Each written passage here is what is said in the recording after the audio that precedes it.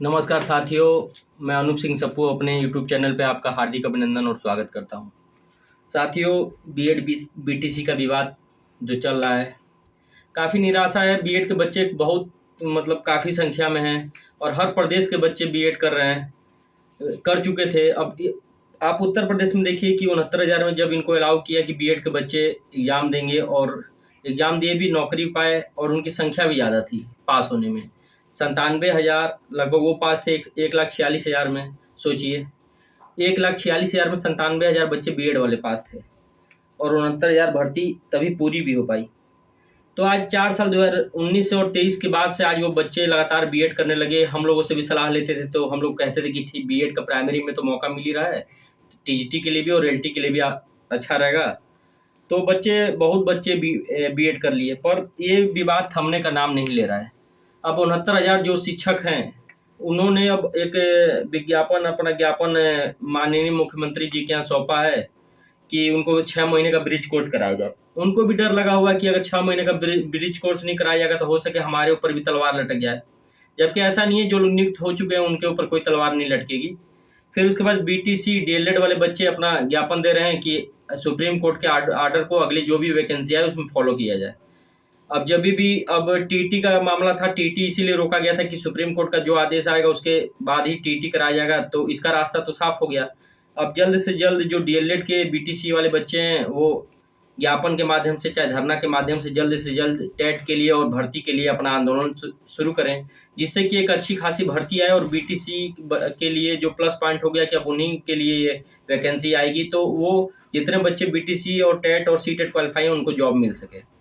BEd की लड़ाई भी काफ़ी हद तक ऐसी है कि अब क्या किया जाए। इसमें बच्चे बहुत परेशान हैं, हर जगह धरना प्रदर्शन आंदोलन चालू हो गया है, हर प्रदेश में हो गया है।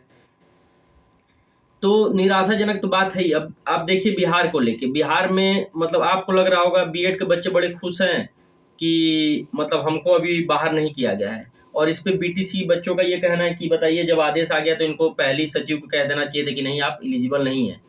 पर सचिव को देखो अपनी बात कैसे रख रहा है। वो कह रहा है कि हमारे पास जो राजस्थान का मामला सुप्रीम कोर्ट में गया था, जो माननीय सर्वोच्च न्यायालय के जो जज साहब ने आदेश दिया कि जब आपके पास डिप्लोमाधारी हो तब आप बीएड के बच्चों को क्यों अलाउ कर रहे हैं। तो इसीलिए हम एग्जाम की डेट नहीं टाल रहे हैं, क्योंकि मेरे पास 5 गुना बच्चे डीएलएड और बीटीसी वाले हैं, डिप्लोमाधारी हैं। तो मेरे पास तो हैं, सीट अगर 80,000 है तो मेरे पास 3,80,000 बच्चे इनके डीएलएड और बीटीसी वाले हैं, जिसमें कि टोटल बच्चे 7.5 लाख हैं, उसमें 3,80,000 ये बता रहे हैं कि हमारे पास डीएलएड और बीटीसी वाले हैं। पर साथियों, मैं आपको बता देना चाहता हूं कि 7.5 लाख बच्चों में आपको बता रहा हूं कि 5 लाख बच्चे ऐसे हैं जो कि बीएड और बीटीसी सीटेट अपेयरिंग, बीएड जो सीटेट पास हैं और बीएड और बीटीसी जो सीटेट में अपेयरिंग है, ये संख्या लगभग 5 लाख है। ठीक है, 5 से 5.5 लाख भी हो सकती है। ये चीज़ आप सुनिए और अपने दोस्तों को बताइए, एकदम एथेंटिक चीज़ आएगी। और पेपर जो होने जा रहा है उसमें सोचिए कि कोई भी सीटेट का और यूपी टेट का एग्जाम होता है तो उसमें आप रिजल्ट देखते हैं कि 20 से 22% रिजल्ट आता है, 30% रिजल्ट आता है। तो इससे आप अंदाजा लगा सकते हैं कि 7.5 लाख बच्चों में जो जेन्युइन बच्चे होंगे, जो कि लास्ट में जब प्रोविजनल रिजल्ट सचिव कह रहे हैं हम पहले निकालेंगे, फिर उसके बाद सर्टिफिकेट का वेरिफिकेशन करेंगे, तब नियुक्ति दी जाएगी। तो उसमें समझ लीजिए कि लास्ट में लगभग 1,80,000 से लेकर 2,20,000 ही बच्चे फाइनल बचेंगे जिनका रिजल्ट निकाला जाएगा। क्योंकि बीएड का देखिए, बीएड के बच्चों को ये अलाउ तो कर रहे हैं, पर अपनी बातों में क्या कह रहे हैं कि हम जब एग्जाम करा ले रहे हैं, अभ्यर्थन अगर ये बच्चा बीएड वाला फॉर्म डाला है तो उसके अभ्यर्थन के लिए पात्र वो था, ठीक है।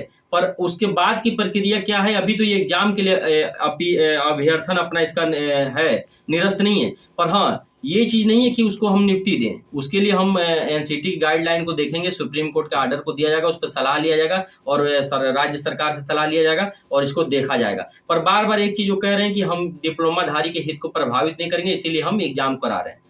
दूसरी बात ये है कि ये बताइए, अगर इनके पास डिप्लोमाधारी इतने बच्चे हैं और योग्य हैं बच्चे, तो इनको डर क्यों लगा हुआ है। इन्होंने अपना कटाव हटा दिया, इन्होंने माइनस मार्किंग की प्रक्रिया को हटा दिया कि माइनस मार्किंग नहीं होगा। इससे साफ झलक जाता है कि एग्जाम के बाद ये बीएड को बाहर करने वाले हैं, क्योंकि अगर बीएड को बाहर नहीं करते तो इनको माइनस मार्किंग भी रखना चाहिए था, कट ऑफ भी रखना चाहिए था, जिससे कि इनके पास तो पर्याप्त बच्चे मिलते। पर इनको डर था कि हम एग्जाम बाद बीएड को बाहर करेंगे, उसके बाद डिप्लोमा धारी को अगर माइनस मार्किंग कट ऑफ नहीं हटाएंगे, जो भी कट ऑफ 40% या 30% जो था वो अगर नहीं हटाएंगे, तो अगर कहीं यहाँ पे उत्तर प्रदेश सरकार की तरह जो 68,000 में बच्चे क्वालिफाई नहीं कर पाए, सीटें खाली चल गई, ऐसा यहाँ पे ना हो। और ऐसा होगा फिर हमारा मतलब काफी बुराई हो जाएगी राज्य सरकार की भी और सचिव की भी। तो इसीलिए इन्होंने माइनस मार्किंग भी हटा दी, कट ऑफ भी हटा दिया, और बार बार ये हिंट करते जा रहे हैं कि आप बस बीएड वाले एग्जाम दे लो, उसके बाद आपका होना कुछ नहीं। फिर एक चीज उन्होंने क्या कहा कि हम एग्जाम करा ले रहे हैं, उसके बाद अगर स्टे हो जाता है तो फिर हम रिजल्ट को देखेंगे, प्रोविजनल देंगे। उनका कहने का मतलब ये है, उन्होंने हिंट कर दिया है कि अगर हम एग्जाम नहीं कराते तो बीएड वाले कोर्ट चले गए होते, और अब हम एग्जाम करा रहे हैं बीएड के बच्चों को बुला के, तो बीटीसी वाले और डीएलएड वाले बच्चे एग्जाम के बाद पटना हाईकोर्ट जाने की पूरी तैयारी कर चुके हैं। ठीक कि सर सुप्रीम कोर्ट को फॉलो किया जाए, और हम लोग एलिजिबल थे, पहले हमारे थ्रू सीटें भरी जाए, अगर हमसे जो सीटें बचेंगी वो बीएड को दिया जाए, सेकंड वैरिता दिया जाए। तो साथियों बड़ा गंभीर मामला है, इसको आप लोग देखेंगे ना तो हमारे बहुत लोग हमारे यूट्यूब चैनल पे लोग कहते हैं कि मतलब उल्टा सीधा कमेंट करते हैं, पर यार हम तो एक स्टूडेंट है आपके बीच में जो मुझे जानते हैं, मेरे पास तो दोनों डिग्री है, बीएड और बीटीसी की। बताइए, दोनों डिग्री है मेरे पास, मैंने दूसरों के लिए लड़ाई लड़ी है, और बहुत लोग जॉब भी पाए। आज वो लोग नहीं याद करते जॉब पाए, उनसे पूछो यार कि हम लोग सही लड़ाई लड़ते हैं। और आज हम कैसे किसी के खिलाफ हो गए हैं? हमारे परिवार के भी बीएड के, हमारे रिश्तेदार भी बीएड है और बीटीसी भी हैं। सबका चेहरा देख के लगता है कि यार वो बीएड वो भी 4 साल से इंतजार करता है, घर की भी अच्छी स्थिति नहीं है, वो कैसा अपना जीवन यापन करेगा। तो हम किसी के खिलाफ नहीं है। यूट्यूब पे आपकी बातें जो रखते हैं हम ऑथेंटिक रखते हैं, सही रखते हैं, कि आप आज सतर्क हो जाओ। बीएड वाले को लिए मैं बार बार कह रहा हूँ कि आपको मैं पहले भी हिंट करता था कि आप सतर्क रहो। आपको लगता है कि बहुत इजी वे में काम हो रहा, नहीं है, ऐसा नहीं हुआ। लास्ट में आप सुप्रीम कोर्ट का आदेश देख चुके क्या हुआ। साथ ही लोग कह रहे हैं कि बीएड और बीटीसी का जो मामला है, इसमें ही सबसे किसको फायदा है, मतलब कौन किसका जॉब ले रहा है। तो मैं एक तरह से बता देना चाहता हूं कि डीएलएड और बीटीसी का जब आप प्राइमरी में नियुक्त कर रहे थे, टीचर अध्यापक नियुक्त करते हो, तो नियुक्त कर लिए, उसके बाद आप 2 साल 3 साल पे एक वैकेंसी निकालते हो, तब तक जूनियर में क्या होता है कि सीटें खाली हो जाती हैं। फिर बीटीसी का जो लड़का प्राइमरी में नियुक्ति पाता है, उनको आप प्रमोशन करके जूनियर में डाल देते हो। जब जूनियर में डालते हो आप, तो जूनियर की सीटें क्या होती है, भर जाती हैं। वहां पे फिर जूनियर सीटें नहीं रहती कि आप दोबारा जूनियर की सीटें निकालो कि जिससे बीएड वाले अप्लाई कर पाए, और इधर आप फिर प्राइमरी की सीटें खाली हो जाती है, तो फिर डीएलएड बीटीसी वाले बच्चे आ जाते हैं। तो एक तरफ से देखा जाए, जैसे अभी जूनियर की वैकेंसी उत्तर प्रदेश में आई थी, अभी तक पूरा नहीं हो पाई। अगर वो उस भर्ती को पूरा करके, और इतने बच्चे आज परेशान है बीएड वाले, उनके लिए कम से कम 10-12 हजार सीटें जूनियर में निकाल देना चाहिए सरकार को। इसको फाइनल करके जूनियर को 2 से 3 महीने में, और इनको एक स्टेटमेंट जारी कर देना चाहिए कि हम बीएड वाले को साथ हैं और जूनियर में उनके लिए हम पद दे रहे हैं। और उसके बाद इनको क्या करना चाहिए कि जो टीजीटी पीजीटी का जो एग्जाम अभी बाधित है, उसमें टीजीटी में इनको साइट खोल के, और इनको क्या करना चाहिए कि जो बच्चे अभी नहीं फॉर्म डाल पाए थे, फॉर्म डाल लें और उसमें सीटें बढ़ा दें। कम से कम 5-10 हजार सीटें उसमें दे दें कि बीएड वाले बच्चे जो वाकई में जेन्युइन अच्छे बच्चे हैं, वो टीजीटी के माध्यम से हो जाए, और जूनियर का ये कंप्लीट करा के और एक नई जूनियर की भर्ती 10-12 हजार निकाल दें, जिससे कि बच्चों को लगे कि नहीं, हमारे लिए भी सरकार सोच रही है, चाहे किसी भी राज्य की सरकार हो। जब उनके लिए टीजीटी है और जूनियर है, तो उसमें मौका दीजिए। और हमारे जो भाई हैं बीटीसी वाले, उनके लिए प्राइमरी का ये टीटी करा के, उत्तर प्रदेश सरकार के बारे में मैं कहना चाहता हूँ कि टीटी करा के एक अच्छी वैकेंसी दे, कि 69,000 के बाद कोई वैकेंसी नहीं आई है, वो बच्चे परेशान हैं। तो साथियों ये तमाम बातें हैं, कोई किसी का हक नहीं मार रहा है। आपस में आप लोग ना लड़िए, बीएड बीटीसी कोई किसी का हक नहीं लड़ रहा है, मार रहा है। आप अपनी लड़ाई लड़िए। अगर आपको लगता है कि कोर्ट में जाने से हमको लाभ मिलेगा और वहां से कुछ हो पाएगा, या सरकार के चक्कर काटने से कुछ होगा, तो आप काटिए, दोनों लोग काटिए। बीटीसी वाले भी जाइए पीछे पीछे, बीएड वाले भी जाइए। पर हाँ, इतना जान लीजिए कि आने वाले समय में कोई भी वैकेंसी आएगी तो उसमें बीएड को अलाउ नहीं करेंगे ये लोग, सुप्रीम कोर्ट को लेके चलेंगे। और कोई भी राज्य सरकार हो या केंद्र सरकार हो, वो कभी भी किसी एक का पक्ष नहीं लेगी, क्योंकि उनको वोट बैंक की राजनीति होती है, उनको दोनों का वोट चाहिए। तो वो कभी इस पे स्टेटमेंट अपना जारी नहीं करेंगे कि हम इनको बाहर करेंगे, इनको अंदर लेंगे। वो बस कहेंगे कि हमारे देश में माननीय सर्वोच्च न्यायालय से ऊपर कुछ नहीं है, हम उसको फॉलो करके चलेंगे।